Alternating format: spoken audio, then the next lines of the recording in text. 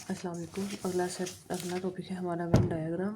अब Venn diagram करने से पहले एक तो कॉन्सेप्ट हैं वो समझ लें। तो सबसे पहले हमारे पास आता है सबसेट्स का कॉन्सेप्ट। ये हमारे पास सबसेट्स का क्या मतलब है। अगर आपको दो सेट दिए जाते हैं, चलिए हमने जो कल किए थे हम वही वाले देख लेते हैं। 1 2 3 4 एंड ए हमारे पास 1 2 3 था, बी हमारे पास 3 4 5 था। दोबारा लिख लेते हैं। ए 1 2 3 है, बी जो है 3 4 5 है। अच्छा, अब हम सब कोई जो दो सेट्स हैं वो आपस में या तो सबसेट होंगे या वो सबसेट्स नहीं होंगे। अब सबसेट्स होने का मतलब ये है, अगर ए सारे का सारा बी में चला जाए, यानी कि ए के सारे एलिमेंट्स बी में मौजूद होंगे तो हम कहेंगे ए बी का सबसेट है।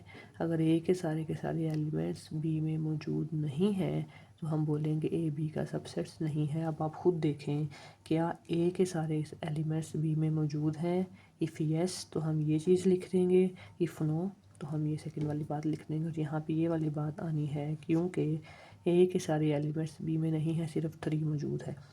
अब अगर मैं बी को चेंज कर दूँ, अगर मैं बी को यहाँ पे लिख दूँ 1 2 3 4 से लेकर 10 तक लिख दूँ। अब आप बताएं क्या ए के सारे एलिमेंट्स इस वाले बी में मौजूद हैं? यस, तो हम क्या लिखेंगे? A is the subset of B.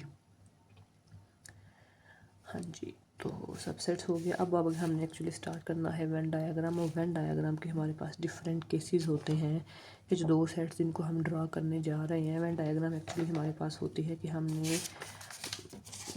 Sets को लिखे बगैर हमने सिर्फ उनके रिलेशन को यूज़ करके हमने उनको ड्रा करना होता है। तो उसके लिए हमारे पास डिफरेंट केसेस आते हैं, तो हम बारी बारी सारे केसेस के अकॉर्डिंग भी देख लेते हैं। शायद आपने आगे की हो, क्योंकि सेट्स तो आप 6 क्लास से पढ़ना स्टार्ट कर देते हैं। अच्छा जी, अब वेन डायग्राम के लिए देखें, सबसे पहले हमने बेसिक्स का भी याद रखें कि जब भी हमने वेन डायग्राम बनानी है तो सबसे पहले हमने यूनिवर्सल सेट लेना है, जिसको हम यू बोलते हैं। जब भी आप सेट्स की बात करेंगे तो हमारे पास कोई ना कोई यू ज़रूर मौजूद होता है, क्योंकि हम जो भी सेट उठाते हैं हमने उनको किसी न किसी बड़े सेट में से ही लिया होता है, इसलिए यू हमारे पास हर बार मौजूद होता है। ठीक है। अच्छा, ये यू है आपके पास। अब हमने जब सेट लिखने हैं, फॉर एग्जांपल ए और बी हैं, तो हम इसके अंदर ऐसे सर्कल्स बनाते हैं। वो सर्कल्स कैसे बनाएंगे हम? वो ऐसे अलग अलग बनाएंगे, वो हम ऐसे ओवरलैपिंग बनाएंगे, वो हम एक को दूसरे के अंदर बनाएंगे। क्यों बनाएंगे, कब बनाएंगे, ये सारी चीज़ें हम अभी देखते हैं। वो डिपेंड करता है कि हमारे पास उन दो सेट्स का आपस में लिंक क्या है। अच्छा, अगर मेरे पास दो सेट हैं ए और दूसरा सेट मेरे पास बी है, अगर ये दोनों सेट्स आपस में डिसजॉइंट हैं, डिसजॉइंट का मतलब ये है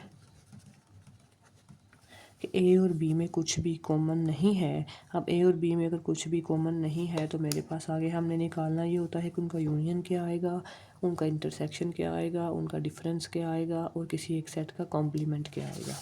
ये देखें, सबसे पहले यू तो हमने बनाना ही बनाना है।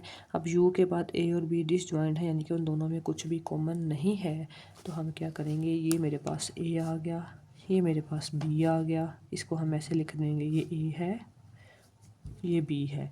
अब इनका जब हम यूनियन लेंगे तो ए के भी सारे एलिमेंट्स आ जाएंगे, बी के भी सारे एलिमेंट्स आ जाएंगे, तो आप इसको ऐसे हाईलाइट कर दें, ये मेरा यूनियन आ गया। अब अच्छा, इसको हम लिखते हैं कि A intersection B is equal to 5 है। अब आगे मेरे पास आया है कि ए इंटरसेक्शन बी क्या होगा। तो ए इंटरसेक्शन बी के लिए सबसे पहले हम यू बनाएंगे। दोबारा वही बात, ये दोनों डिसजॉइंट थे तो हम इनको अलग अलग बनाएंगे। ये ए आ गया, ये बी आ गया। अब आप बताएं कि जब दोनों में कुछ भी कॉमन नहीं है तो हमारा ए इंटरसेक्शन बी क्या आएगा? खाली सेट आएगा। खाली सेट को रिप्रेजेंट करने के लिए हम इसको एज इट इज़ खाली छोड़ देंगे, हम कुछ भी हाईलाइट नहीं करेंगे। ठीक हो गया। अब ये हमारा सबसे पहला केस था जब ए और बी डिसजॉइंट हैं। अब आ जाएं दूसरे केस में। अच्छा,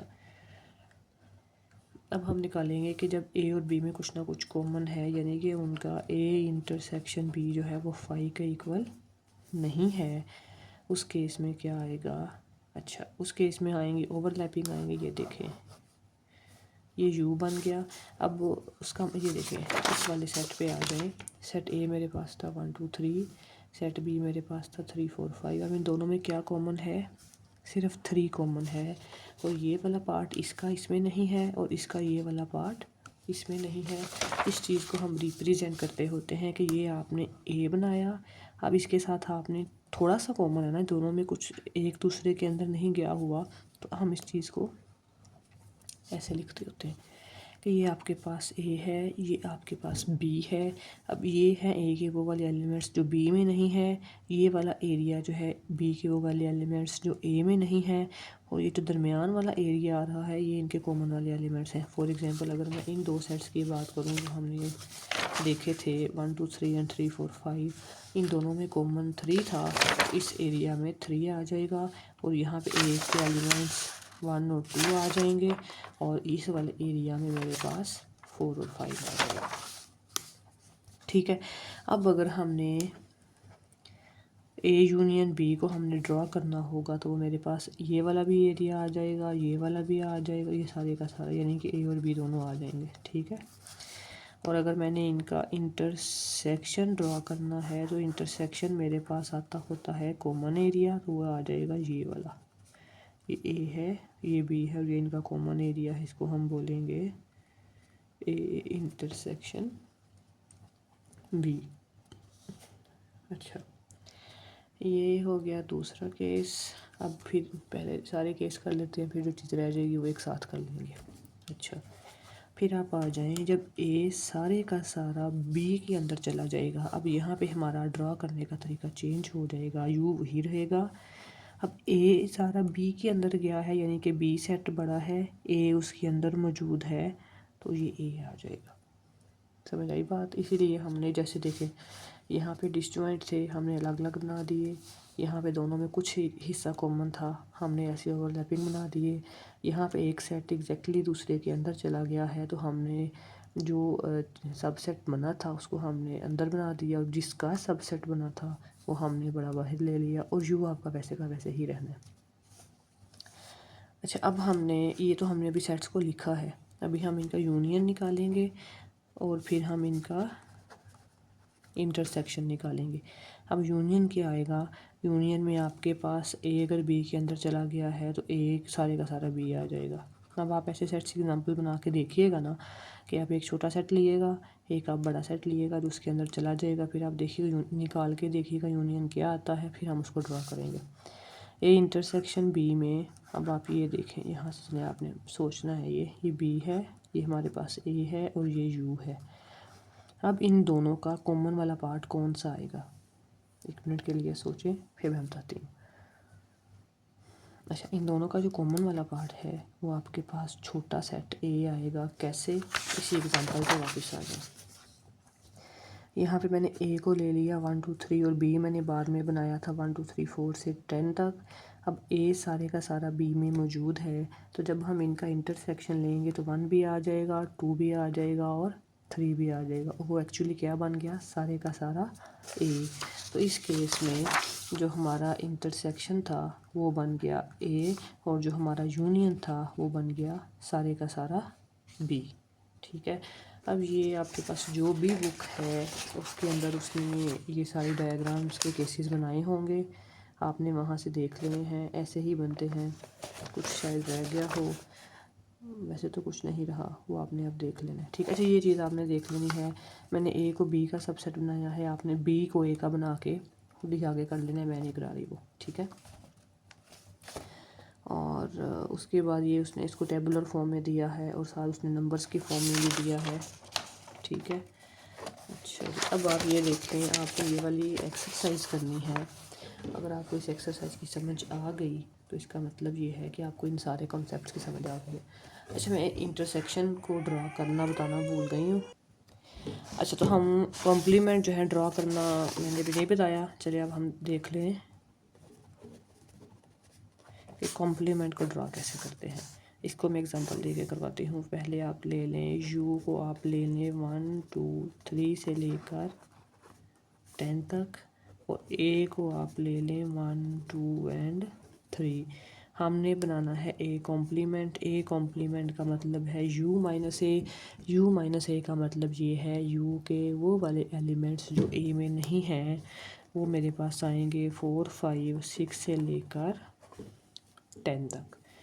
अब आप आ जाएं कि हमने इसको ड्रा कैसे करना है। अब क्योंकि हमने एक सेट को ड्रा करना है तो हमने इस केस में नहीं पढ़ना कि वो ओवरलैपिंग था, वो डिसजॉइंट था, क्योंकि हम सिर्फ ए की बात कर रहे हैं। यू तो आना ही आना है। अच्छा, अब ये यू है, ये आपके पास ए है। ए के अंदर क्या आएगा? 1 2 एंड 3। अब ये 4 5 6 7 8 9 10, ये सारे के सारे एक्चुअली ये सारे का सारा u है, लेकिन इस u के अंदर a मौजूद है और a के अंदर 1 2 3 आने थे तो मैंने उनको a के अंदर लिख दिया और बाकी सारे मैंने बाहर लिख दिए। ठीक है, अब a कॉम्प्लीमेंट का मतलब ये है कि u के वो वाले एलिमेंट्स जो a में नहीं है, तो वो कौन से हैं? 4 भी है, 5 भी है, 6 भी है, यानी कि u से बाहर वाला सारा एरिया हमारा a कॉम्प्लीमेंट का आंसर है। ठीक है, कि यू के वो वाले एलिमेंट्स जो ए में नहीं हैं, वो 1 2 3 के अलावा बाकी सारे उसमें नहीं थे, तो हमने उनको ऐसे हाईलाइट कर दिया, तो ये मेरे पास ए कॉम्प्लीमेंट आ गया। ठीक है, अब अगर इसी क्वेश्चन को मैं थोड़ा सा कंबाइन कर दूँ, अब अगर मैं आपसे बोलूँ, अच्छा अब आपने वेन डायग्राम सीख ली है, अब आपको कोई से भी सेट दिए जाएंगे और आपसे पूछा जाएगा कि आप इनका वेन डायग्राम के अकॉर्डिंग ड्रा करके इनके यूनियन निकालें, इनका इंटरसेक्शन निकालें। अब एक चीज़ आपके पास लिखी हुई है ए यूनियन ए कॉम्प्लीमेंट। अब आप पहले चलें, आप ना हम इसको तोड़ तोड़ के करते हैं। यहाँ पे मैंने ए कॉम्प्लीमेंट बना लिया था, अब यहाँ पे मैं यू बना लेती हूँ, ए बना लेती हूँ 1 2 3। अब मैंने लेना है ए यूनियन ए कॉम्प्लीमेंट। अच्छा, ये हमारे पास ए बन गया, हमने ए के अंदर वाला एरिया हाईलाइट कर दिया। ये हमारे पास यू बन गया और ए कॉम्प्लीमेंट में हमने ए के बाहर वाला सारा एरिया हाईलाइट कर दिया। अब इन दोनों के यूनियन में वो वाला एरिया आएगा जो दोनों में आ रहा है, या तो इसमें भी आए और वो इसमें भी आए, उस सारे को हम हाईलाइट कर देंगे। इस वाले की हेल्प से हम बाहर वाला हाईलाइट कर देंगे, इसकी हेल्प से हम अंदर वाला हाईलाइट कर देंगे, तो हमारे पास सारे का सारा क्या हाईलाइट हो गया? यू हो गया। इसका मतलब ये हुआ कि जब हम किसी सेट का और उसके कॉम्प्लीमेंट का यूनियन लेते हैं तो हमें सारे का सारा यू वापस मिल जाता है। अब इसका जो रिवर्सल पार्ट है वो आप लोगों ने खुद करना है, that is A intersection A complement, और आपने मुझे बताना है कि इन दोनों के एरिया में क्या, इन दोनों के हम कौन सा एरिया हाईलाइट करेंगे। अब ये आपके पास कुछ क्वेश्चन है, मैं आपको इसकी पिक्चर्स भी शेयर कर दूँगी। ये वाले ये आपने वेन डायग्राम के अकॉर्डिंगली शो करने हैं, बल्कि उसने आपको आगे उनके आंसर्स भी बताए हुए हैं। ठीक है, आपने पहले लेक्चर सुनना है, उसके बाद अगर आपको ये आ गए तो इसका मतलब ये है कि आपने कॉन्सेप्ट पिक कर लिया है। अगर नहीं आए तो दोबारा से देखें, अगर फिर भी नहीं आते उसके बाद then you can ask me.